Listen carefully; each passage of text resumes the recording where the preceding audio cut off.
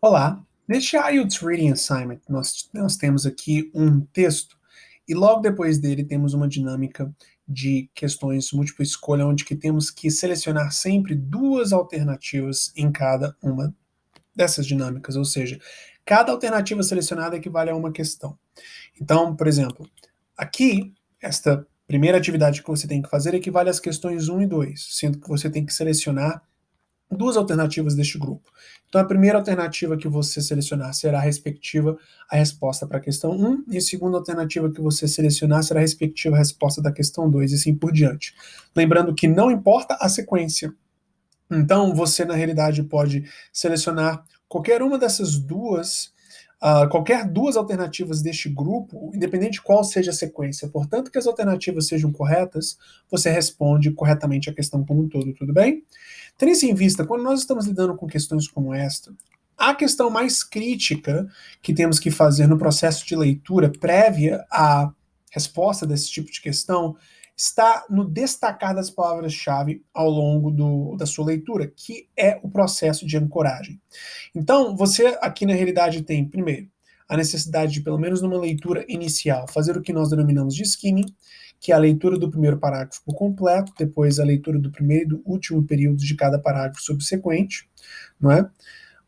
Aqui, no caso, este segundo parágrafo é muito grande, aliás, é muito pequeno, e por consequência o primeiro período já se conecta com o segundo, portanto você acaba lendo ele também por completo, né? O primeiro período acaba se conectando com o último período, aliás, então você acaba o lendo por completo. Agora, se você for verificar outros parágrafos aqui, como por exemplo este, Most Humpback Whale Researchers, começa aqui e vai até, por exemplo, vamos ver aqui, New Zealand. E o último período começa no Scientists e vai até o Ads. Tendo toda essa parte central aqui, pelo menos a priori pulada por você, o que de fato economiza o seu tempo. O objetivo de você ler o primeiro parágrafo por completo é porque o parágrafo introdutório ele é crítico para a compreensão do texto como um todo. E o seu objetivo de ler o primeiro parágrafo, ou melhor, o primeiro período de cada parágrafo subsequente, é para ler o tópico frasal destes parágrafos, ou seja, o tópico frasal é a essência da ideia principal do parágrafo dada logo no seu começo, e o restante do parágrafo é simplesmente um aprofundamento em cima dessa ideia inicialmente dada. Então você lê o primeiro período de cada parágrafo entre o primeiro e o segundo parágrafos para de fato ter essa compreensão.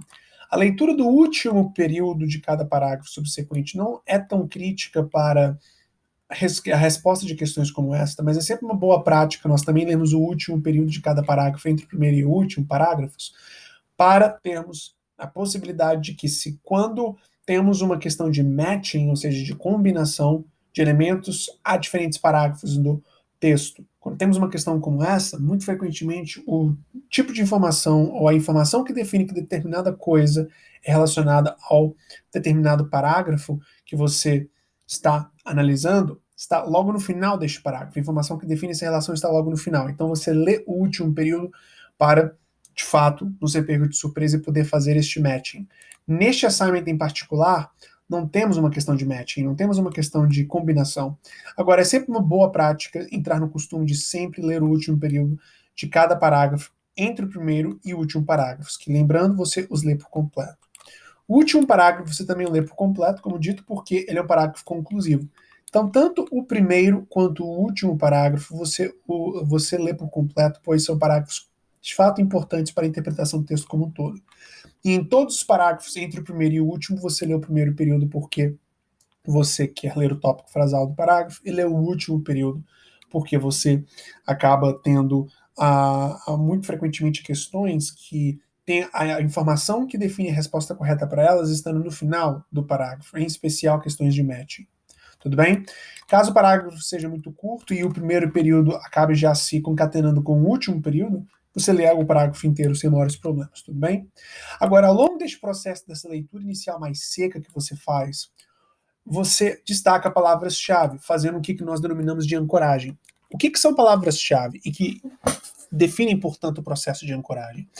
Palavras-chave são expressões que definem com exatidão o tópico que cada parágrafo abrange e os tipos de informação abrangidos por este parágrafo. Então, por exemplo, aqui no primeiro parágrafo, 9.800 quilômetros é um exemplo, Brasil é outro, Madagascar é outro.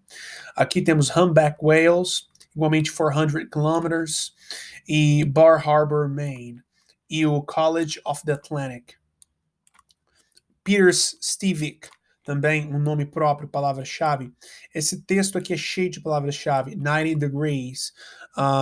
Temos aqui novamente Brasil, Madagascar, Stevix, aqui é um outro exemplo. Então, o que nós temos aqui é a necessidade de, à medida que estamos lendo o texto, destacarmos palavras-chave que definem com exatidão o tipo de informação, os tópicos abrangidos pelos parágrafos.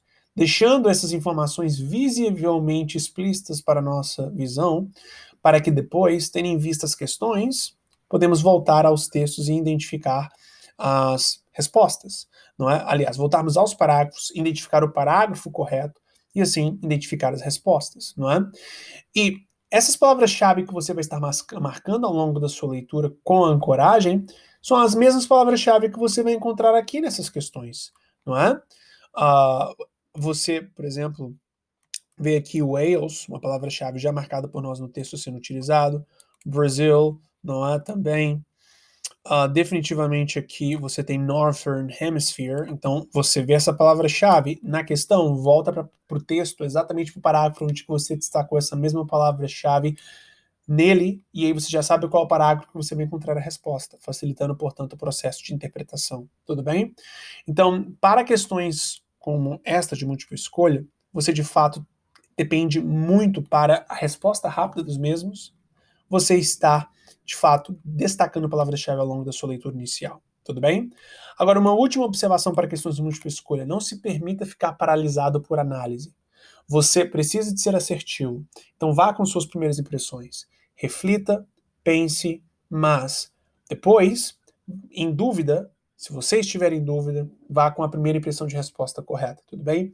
Normalmente as nossas primeiras impressões são, mesmo conosco tendo as nossas capacidades mentais afetadas devido à pressão do exame, você tem as suas primeiras impressões sendo mais próximas de uma real capacidade cognitiva e interpretativa sendo ali utilizada para analisar a questão a priori, do que a nossa segunda, terceira ou quarta impressão de resposta certa, que mais frequentemente são simplesmente nós duvidando de nós mesmos. Então, mesmo conosco tendo a nossa emoção afetada por conta da situação do exame, o fato é que é preferível irmos com as nossas primeiras impressões, que são mais lógicas, do que as nossas segundas, terceiras ou quartas impressões de resposta correta, que são mais baseadas em simplesmente as nossas inseguranças, não é?